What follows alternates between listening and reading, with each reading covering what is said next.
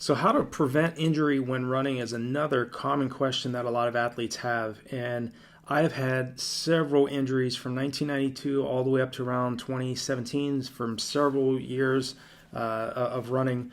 The most important thing to keep in mind in terms of injury prevention is to never try to continue to train on any type of injury. If you're feeling super tight in terms of your knees, or if you have Achilles tightness, or if you have issues with your calves, if your calves start tightening up, I've had that over the years several times. You really have to make sure that you're focusing on the remedies, icing, a mixture of icing and warming the muscles, warming the muscles prior to going out to run, and then icing when you get back. Ice baths, which are very painful, but at the same time will help you to recover as well. Those are, always focus on remedies. Always focus on complete rest. Complete rest is without a doubt the most beneficial way to prevent injury when running. But you also have to make sure that you're also thinking of the other things that are going to prevent injury. Running on softer surfaces, if you have that ability, if you're around, if the only type of running terrain that you have to run on is pavement or concrete, it's tough because you don't really have many other options. But even that, you can find shoes that have a higher amount of cushion and stability for you when you're out running on those particular terrain surfaces. My recommendation is do the very best you can to run on dirt trails or grass if you can. A lot of the Kenyans I've trained with over the years, they would always look for dirt tracks or grass tracks, especially when I was living out in Colorado. They would never go to paved tracks or even all-weather tracks. It was rare. They would always look first for the grass track or dirt tracks. And it's even more difficult to find grass tracks here in the States. Usually dirt tracks or a cinder track if you can find one. And most of the time it's all-terrain, all-weather Mondo type tracks. But even running on a Mondo track or an all-weather track is a better option for us as middle to long-distance runners versus if you're running on pavement or concrete.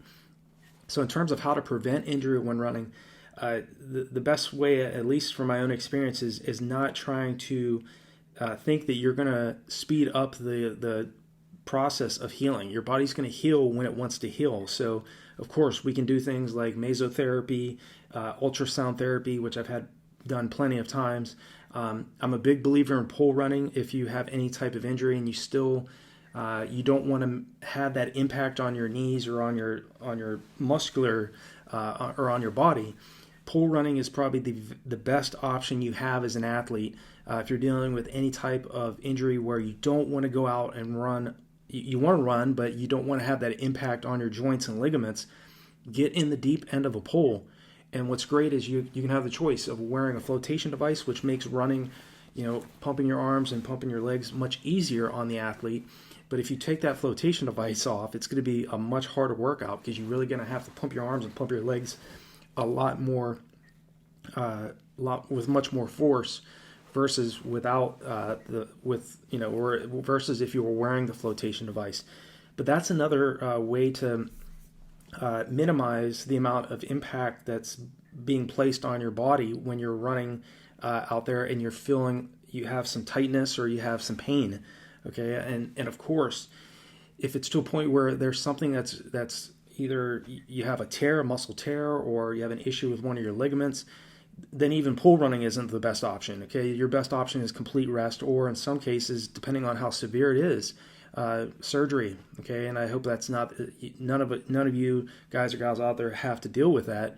I had 3 knee surgeries. They had to go in twice on my left knee to take out floating bodies and once on my right knee to take out floating bodies. And that's their term for pieces of cartilage that breaks off the kneecap. And what it would do is the floating piece of cartilage would float in the wrong spot, usually on the front side of my knee, and lock my knee up. And so it was very hard for me to continue to train and continue to run on that, but I was doing that, but I had to stop completely and actually go and have to get surgery and get those removed. Sometimes it would float behind my knee and lock the back side of my knee up and really was very painful as well. So there's no rushing the healing process. The only thing we can do as athletes in terms of how to prevent injury when running is to be patient with ourselves.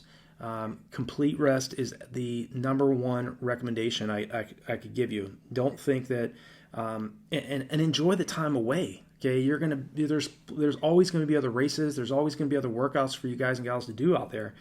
But I also know how hard it is, especially when you've gotten in decent shape and you got into the process of doing your workouts, and then you're forced to have to stop. You've gotten that routine of training, and because of an injury or something that's stopped you, that's slowing down your process of getting in race shape. I know how frustrating that can be. But that being said, the longer you're in this sport, the more you realize that, hey, running is just running. There's going to be other workouts. There's going to be other races for me, and maybe having a few weeks to a month off or even longer, depending on the severity of the injury, is good. It allows you some time to recover and to recharge and more importantly to heal, for your body to actually continue to go out there and train. That's why I always talk about you have to make sure that you're also being mindful of your recovery, okay? Because the real results of our hard training happens in the rest. It happens in the recovery phase. So that's why I always talk about super compensation. It's, immediately after you do a hard workout, your body's dramatically weakened. But it's about 48 hours after that tempo run, fartlek workout, hill repetition, long run you've done. After about 48 hours, that's where the real legitimate benefits come from, after you've recovered. But that being said, you have to make sure that you're slowing down, you're paying attention to all of the feelings that your body is providing, those signals that it's providing to you when you're out training. If you feel like your knees, underneath your knees, is painful, that may be patellar tendonitis starting up. And so you have to make sure that you're keeping an eye on that. I mean, there are those patellar knee straps that you can get. I wore those when I was in high school and college, because for several years I had issues with my knees. And that will help keep your patellar tendon in the right spot with each foot strike. Okay, so that will help lessen the amount of pain that you're dealing with. Over the years, I especially the more injuries, the ones that I had had patellar tendonitis, I've had Achilles tendonitis, I had shin splints one time. The best thing you can do with that is either complete rest or icing and massage. Okay, don't continue to train on these types of injuries if they're chronic. If it continues to give you pain, it's just not smart. Okay, so allow yourself a few weeks away, or a week or two completely off. Again, you can take literally a week off completely from running and not lose any fitness. Even if you took off 2 weeks, you would lose a smaller amount of fitness, but you would be able to gain that back very quickly.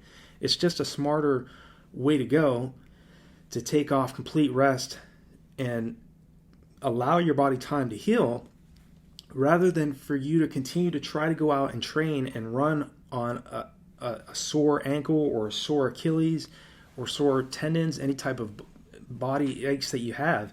I had issues with my calves as well. A lot of you may deal with the same thing, where your calves really tighten up and it becomes real painful. My recommendation for that particular ailment or injury is dry needling. Okay, dry needling is a lot like sort of like acupuncture. Usually a physical therapist can do this, but they'll stick the needles in the area of the muscle that's really tight, and you will feel it when he or she puts it in the right spot. But I've never found anything that helps release calf pain than dry needling. So if you're dealing with that type of issue with your calves, get to a physical therapist and ask him or her about dry needling and getting that done. Because I promise you, at about 72 hours max, 3 days after having that done, your calf pain will be gone. The physical therapist will move the needle around your calf and around the muscle that's tightened up. And that particular procedure, I have never found anything that helps release calf pain and tightness than that. So I hope that's helpful for y'all. But in terms of if it's I've had a piriformis syndrome, I had a ruptured plantaris tendon when I was in college. That was definitely not painful. That was definitely very painful. That took me out for a while. Piriformis syndrome, like I mentioned, I had that, and that lasted for about 6 to 8 months. And I was doing everything right. I was doing ultrasound. I was getting physical therapy, mesotherapy, running in the pool. Nothing helped speed up the process. It just took several months for it to heal. Literally, up to around 7 to 8 months for that to heal, that particular injury. So I've dealt with a lot of them over the years too, so I definitely get what you guys and gals out there are dealing with. But again, the best recommendation I can give you in terms of how to prevent injury when running is don't try to continue to run and train on chronic pain.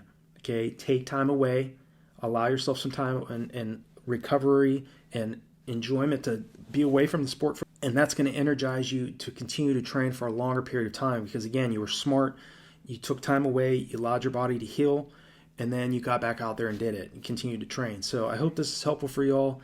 Feel free to leave me a comment below. Let me know what injury you've had in the past and what were some of the remedies that helped you as an athlete to heal faster. I'd love to hear that. So with that, I wish you guys and gals all the very best in your training. I hope 2024 is a great year for you all. If you're watching this video later on, wish you the very best in your future training and racing. And I will talk to you guys and gals all in the next video.